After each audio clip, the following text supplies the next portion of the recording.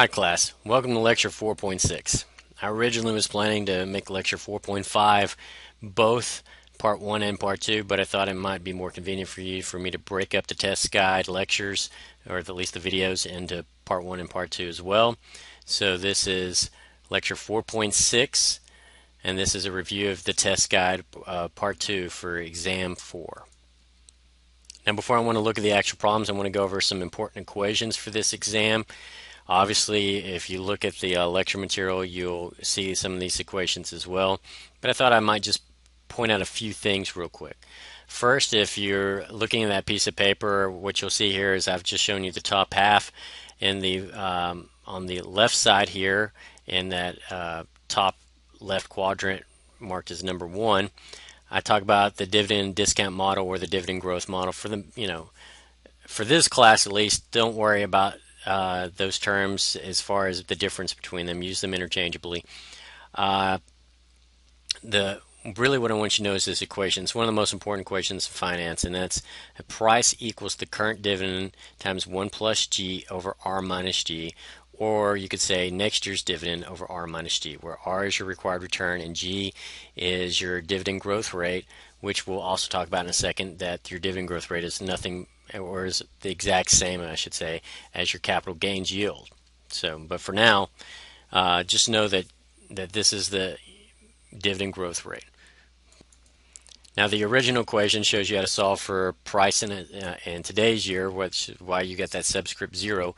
But I also showed you with the subscript n because you could solve for any year using that equation as well. Now, if you will look over on the top right quadrant, or the second half of what I'm showing you here, marked with number 2, that you can also figure out the next year's dividend from the current dividend. So what you see here is D1 equals D0 1 plus G raised to the 1, or in some cases that 1 is just understood and you don't even have to write it.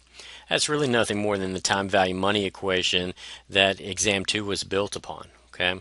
And one of the most important equations in finance, right? And so if you looked at it from your calculator perspective, D0 is going to be your present value, G is going to be your I button, that 1 exponent, which as you'll see below is, as you could also just call n, is your n button, right? And then D1 would be your future value, and so you're not really dealing with payments here. Payments would be 0.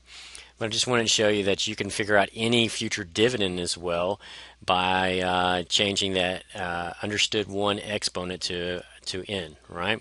And I gave you some examples for both of these where you can figure out a future price or a future dividend, and so that's really what that information was there for you. So remember, P0 is really like the current price of the stock, and D0 is the just paid dividend or the current dividend, whereas D1 is we're talking more about the dividend down the road, right? The dividend next year, the dividend in the next payment period.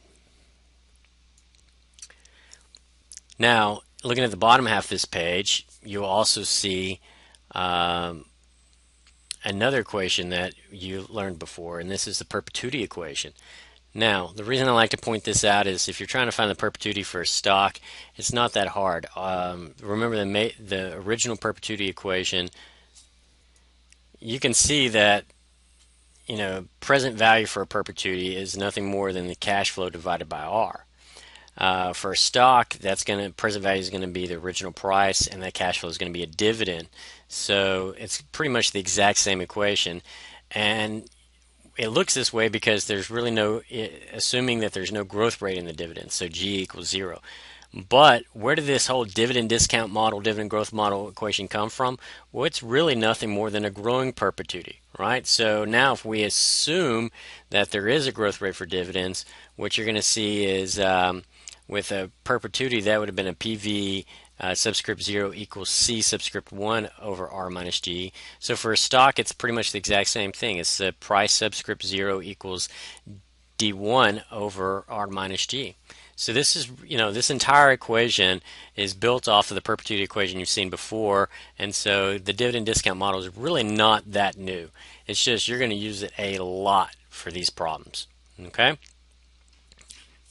Number 4, which is the bottom right quadrant or the right half of this page you're looking at, how does a stock make money? And so another important concept before we get into these problems that I want to talk about is how do stocks make you money, right? Well, they're going to make you money really in just two ways.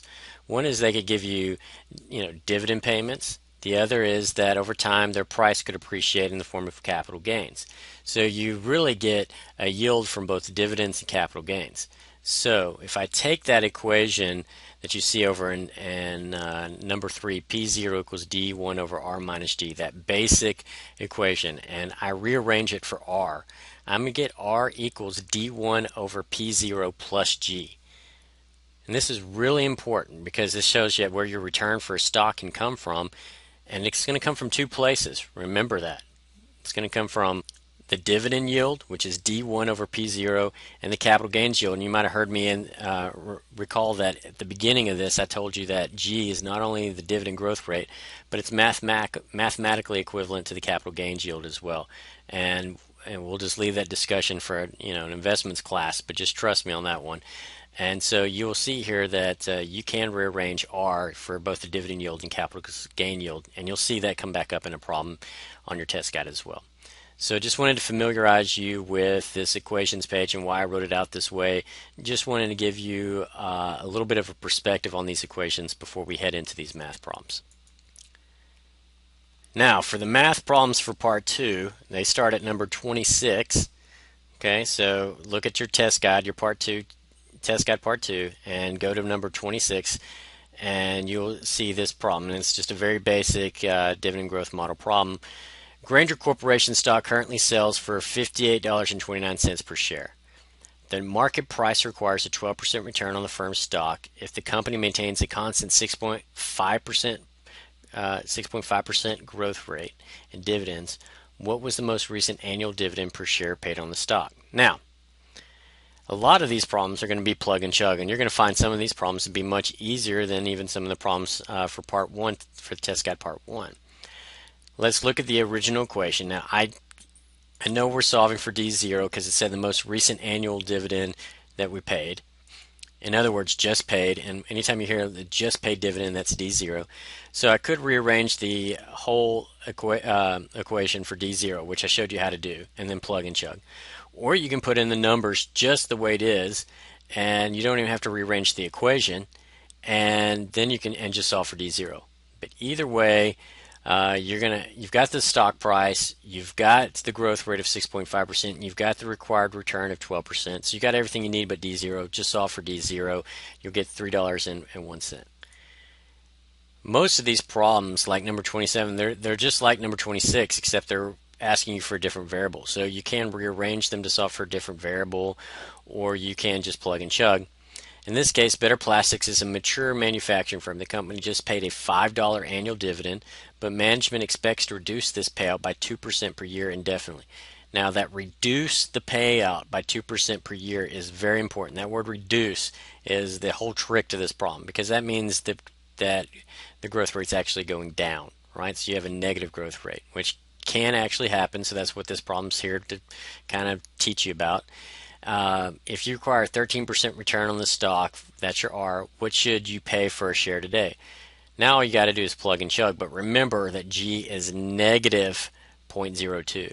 And so look in the denominator, especially important to make sure that you do 0.13 minus and then in parentheses minus 0.02. And anytime you have a minus, that's the same thing as a positive, so that whole denominator is going to become 15%. If you can see that, this problem's pretty easy, and you're going to get $32.67 for the price. Now with number 28, we're getting into slightly more complicated problems because we're dealing with a timeline, and so we're dealing with future dates as well. So keep that in mind. Gamma Corp is expected to pay the following dividends over the next 4 years: $6, $13, $15, and $3.80. Afterwards, that company pledges to maintain a constant 5% growth rate in dividends forever. Okay, so you can probably see here that we've got two really different periods. One period of kind of chaotic dividends, and then another period where everything is going to stay kind of constant, right? if the required return on this stock is 12%, what's the current share price? Well, really what you have to do is look at this as two different time value money type problems. The first one that we're going to solve for is the one the furthest in the future, because we're trying to discount all this information, all these prices and everything all the way back to zero. So from year 4 on, we've got just a regular constant dividend. Okay, so if you'll notice, I'm going to try to figure out what the price is in year 4 using that dividend growth model. Now, I don't know what D5 is. I could figure out D5 by taking $3.80 for dividend 4 and multiplying by 1 plus the growth rate. And then I could have an equation that said P4 equals D5. You're doing the exact same thing regardless of whether or not you write out the equation with D5 or D4 in it. So just follow the math here, and what you're going to see is that you're going to have $3.99 for D5 over R minus G, which is 7%. You get $57. Okay.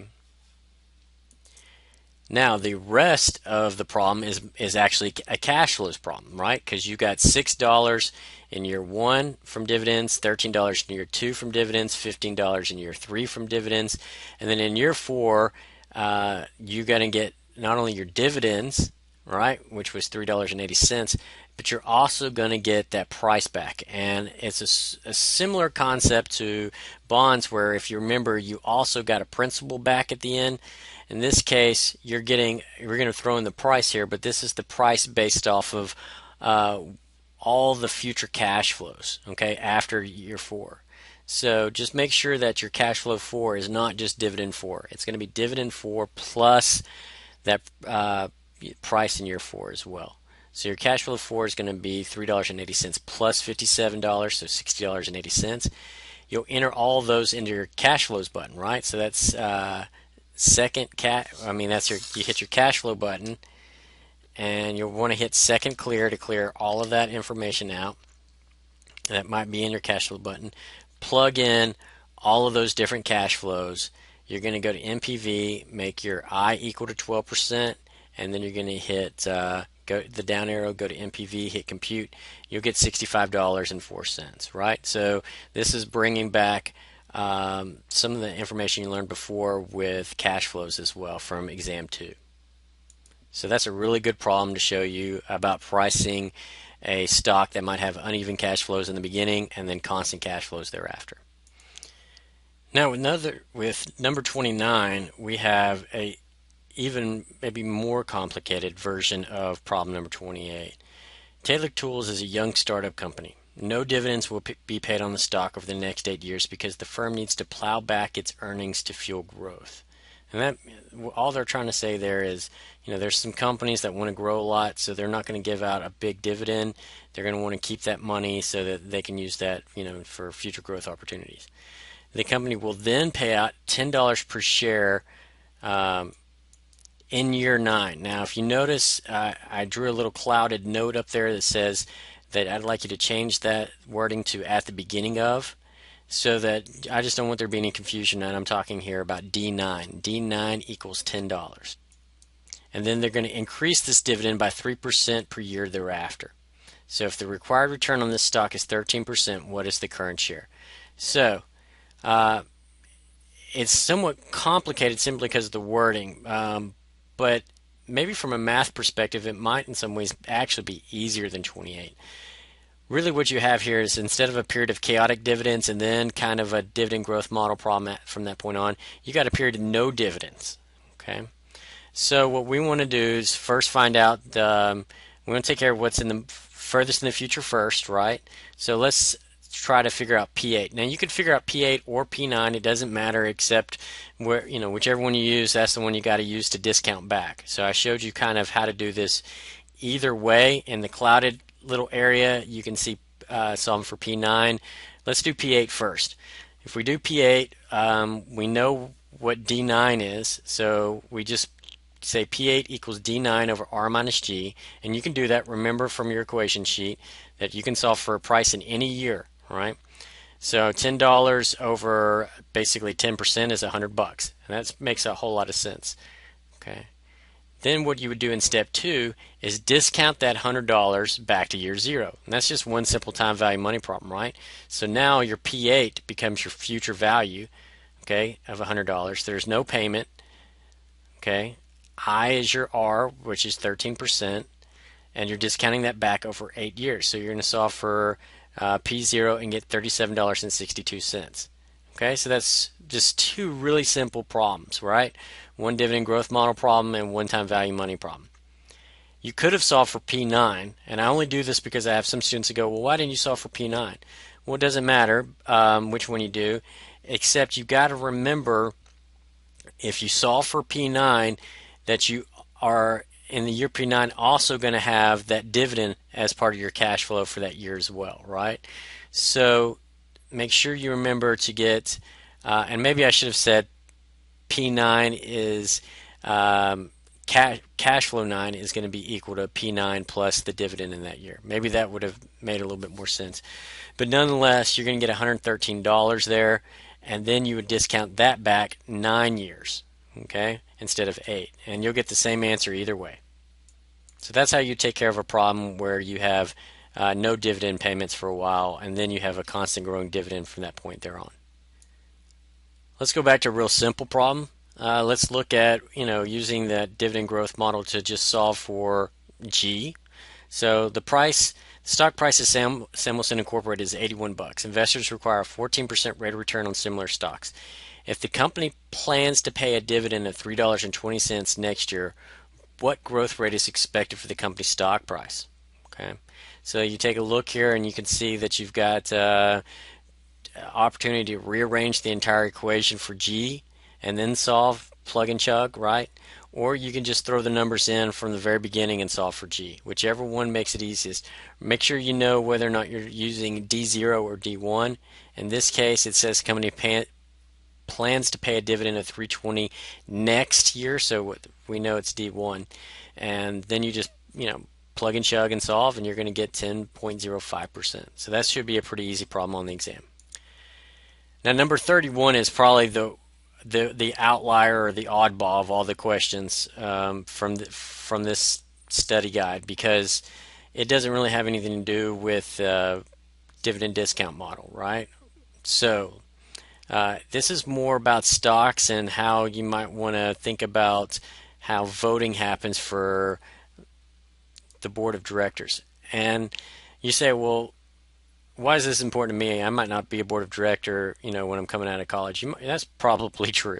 But you might be one at some point in your career. Also, you may be investing in companies and you may want to know how they elect their board of directors. This could be very, very important for understanding what might happen in a takeover situation, or if somebody's trying to push themselves onto a board. And so, I think it's a very important concept to kind of understand. After successfully completing your corporate finance class, you feel the next challenge ahead is to serve on the board of directors of Marine Enterprises. Unfortunately, you'll be the only individual voting for you. Nobody likes you.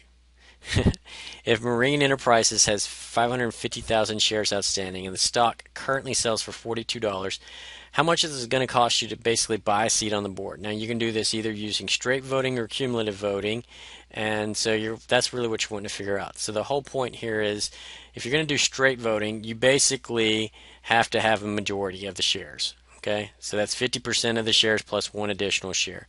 So you figure out how many shares there are. There's 550,000. You divide them by 2, and you add 1. And so you're going to need to have 275,001 shares, which is going to cost you $11,550,042. How did I figure that out? I just took the shares you needed times $42. Okay. Now, if that company uses cumulative voting, you just need a piece of the pie. Okay. So what you want is instead of 1/2 the total shares plus 1 share, you want 1 over n plus 1 of total shares plus 1 share. And the reason for that, this is kind of like musical chairs, where as long as you've got enough, you got more shares than the one next guy that's waiting, then you're okay. So in this case, if there are 5 open seats, then you just need 1/6 of the total shares plus 1 additional share, and that assures you that there are not 5 other people that can beat you. All right? So that's why you're going to use 1 over n plus 1. It doesn't have to be 1/5 of the total shares plus 1 share in this case, just 1/6 of the total shares plus 1 share, because that makes sure that you don't care if 4 other people have a whole lot more. You just want to make sure that there's not a fifth person that has more than you as well. Okay? So 550,000 divided by 6 plus 1 is 91,668 shares. Multiply that by the stock price, and you'd have to have $3,850,056 worth of shares. Okay, so that's the difference between straight voting and cumulative voting, and I think that that's a pretty good math exercise, but I think it's even more important conceptual question. Hint, hint, I might ask a conceptual question about this on the exam. Okay, with 32, you're going to get into that perpetuity equations that I've talked about before we started these problems. It's a very simple problem, though, and I think you'll be excited about seeing it on the exam.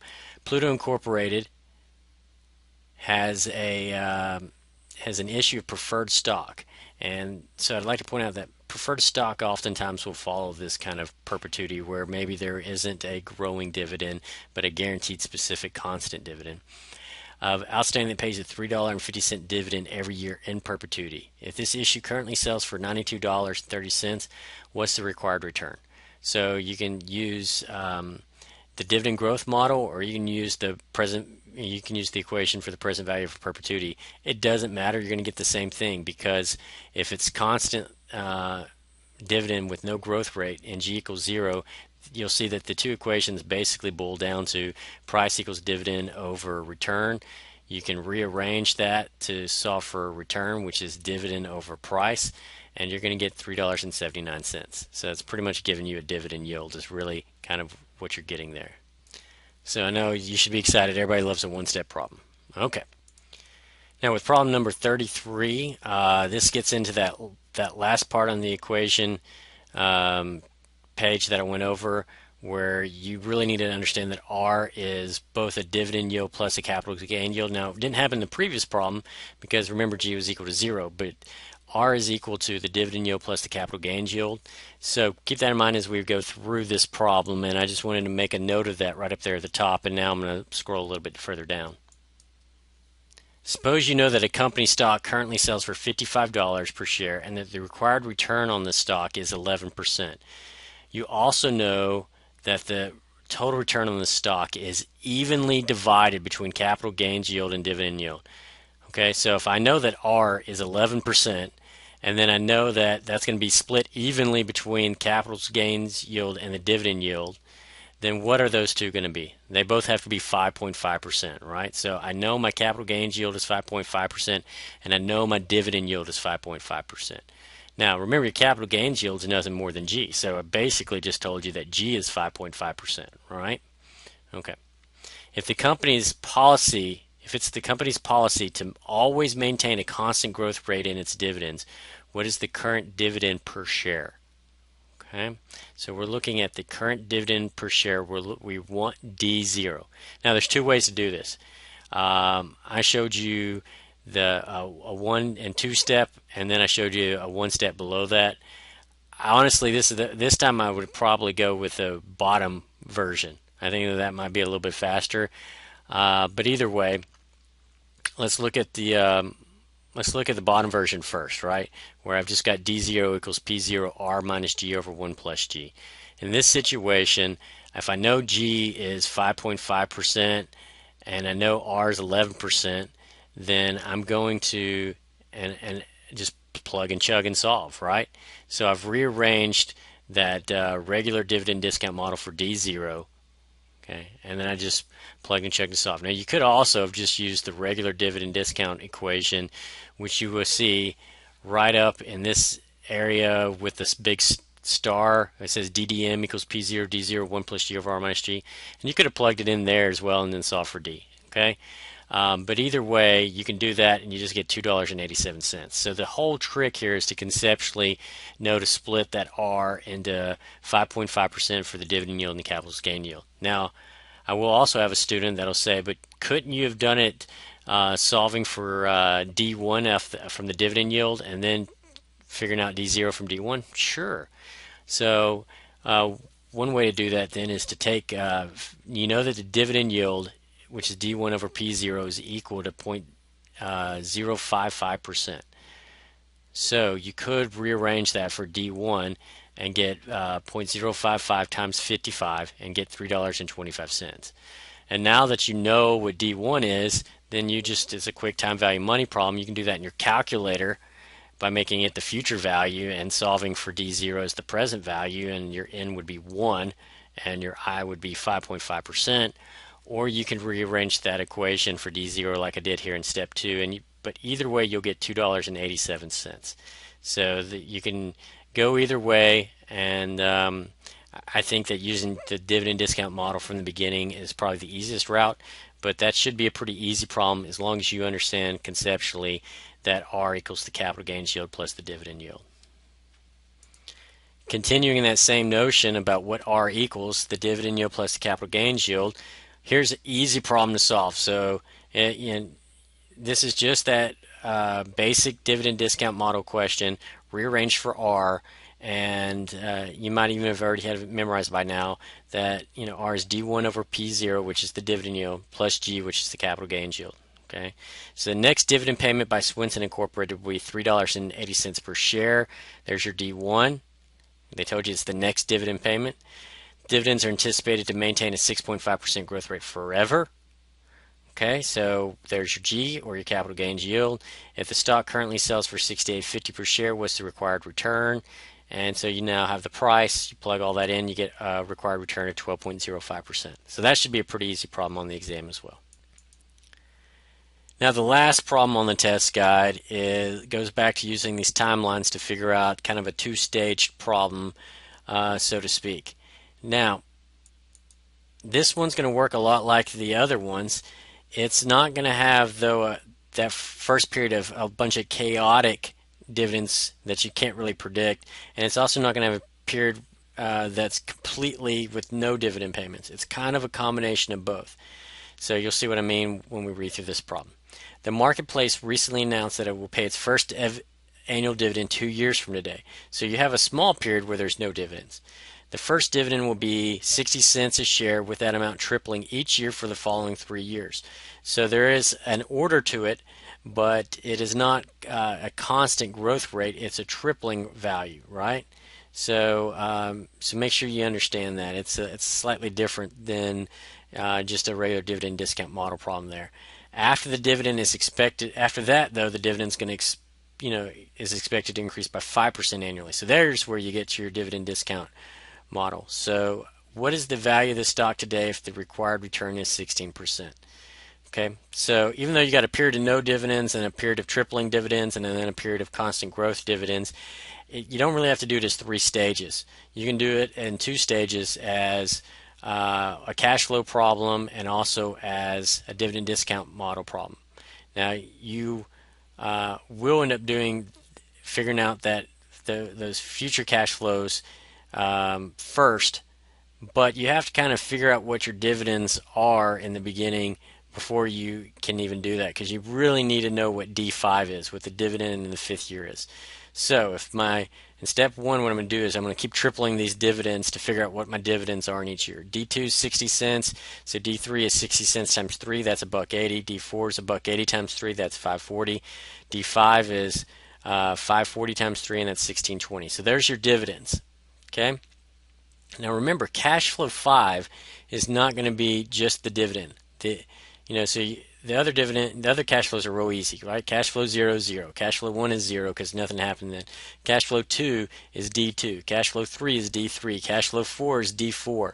But cash flow 5 is D5 plus all of the future dividends discounted back to that year, which we'll call P5. So in step 2, you got to find P5 using the dividend discount model. And so you put in $16.20 for D5, multiply that by 1 plus the growth rate of 5% over your required return of 16% minus 5%, so that would be 11% in the denominator, and you'll get $154.63, well, I guess rounded to 64 cents. Now, to get cash flow 5, remember you add that value to D5, so you're going to end up with $170 and around 84 cents there. And now that you've got those cash flows, you can go and hit your cash flow button, hit second clear to clear all that work out from before, load all those cash flows. Okay? We've done that several times. Go to your MPV button. What's your I? Your I is going to be that required return of 16%. Load it in with by hitting enter, hit the down arrow, hit compute, and voila, you've got your MPV of $85.92. So now you should be pretty proficient in handling these two-stage type problems where you have different types of dividends for one period versus a different type of dividend for growth pattern in another period. This is really all you're going to see from a math perspective from part two for the test guide. But I want you to understand that almost all of these problems, if not all of them, will be on the exam. So with both part one and part two, this will be a heavier math exam. So make sure you've practiced these and make sure you can get this exam done in time. It's going to be really important. Hopefully this has helped you understand how stocks get priced. And with that, I conclude the review for test guide part two. If you have any questions, please let me know. Thank you.